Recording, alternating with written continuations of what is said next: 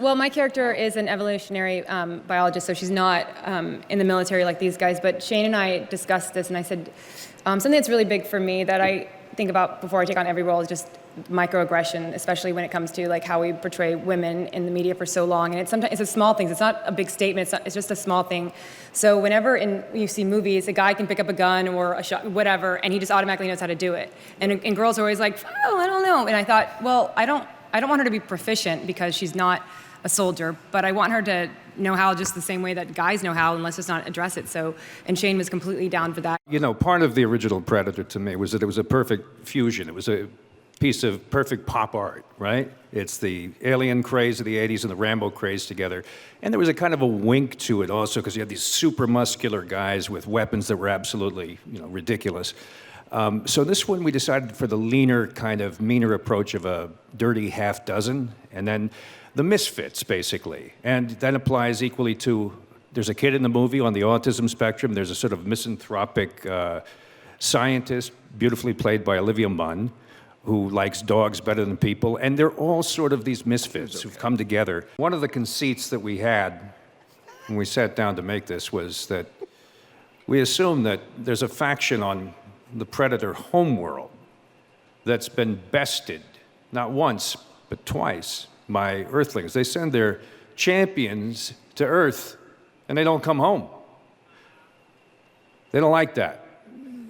So we figured they want to punch back. What we've focused on is just this one instance in which a particular group of particularly angry predators have managed to formulate something as their sort of assassin, their sort of upgraded weapon. But I think it's not about a xenomorph, it's not about an experiment that's going to emerge from anyone's chest or what have you. Although I don't think AVP is dead, do you? I love the idea of those two together. Love AVP. I like to make people laugh a little bit. Like, honestly, watching these guys and watching that scene in particular, I got jealous in the best way possible because my character's a bit of a lone wolf throughout the trajectory of the film, but they had such a camaraderie and had so much fun. And every once in a while, I get a chance to hang out with them, and it would be an absolute blast. But for the most part, I was by myself. I like doing different stuff every single time. Anytime somebody tries to put you into a box and say, like, this is what Sterling Brown does, I like to give them something a little different. So I thank Shane for giving me an opportunity to do something a little bit different. So nice. I like it all. I spent, 25, 26 years trying to distance myself from being lumped in with, and hey, you know, every day it's, has anyone ever told you you look like Gary Busey? Oh, boy. No, wow, thanks for telling me that. I hadn't seen a mirror in ever. So after spending all these years of trying to build a career in the film industry and not just be lumped in with him, this comes along. And it's really the coup de grace. It's the moment of like, if I'm gonna do this, I'm gonna do it all the way. And have Shane call me and say, we got this idea.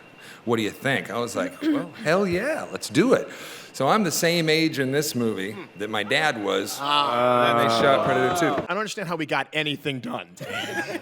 Because we were having fun all the time, and my favorite thing being on a film set is building a culture. Is building almost an Insta culture. Yeah. So we spend a lot of time watching YouTube videos together. We spend a lot of time. People would come into my trailer and we would watch black exploitation movies. So we'd watch Dolomite movies, and we'd watch The Room, and then we would do everything in our power to try to get some moment from those movies into our movie. Yeah. There's a moment in this video where this guy does this thing where he points to somebody like this. We tried in every single take of this movie to get this movement in the movie. And I think we might have gotten one in. I don't know yet, but I mean, there's just anytime, guys, the alien's over there, but I think if we stay over here, if I got this gun, you take the grenade launcher, make it to the chopper. We got to get over here. Unbeknownst to Shane. Since there's been several Predator movies, and one obvious glaring what if, who would beat who, was the alien versus Predator, which begs the obvious question, Ripley versus Predator. Oh. Ripley is dope. Ripley's dope. Ripley would find a way. Ripley would definitely win. Durante, let's stick with this theme, Han Solo. We got a Yoda in there already. Definitely the Predator. Oh, Definitely Yeah. the Predator. snap. Definitely the Predator. No, wait. Yoda? Han doesn't have the force. Solo. Just He's Han just Solo. a good pilot.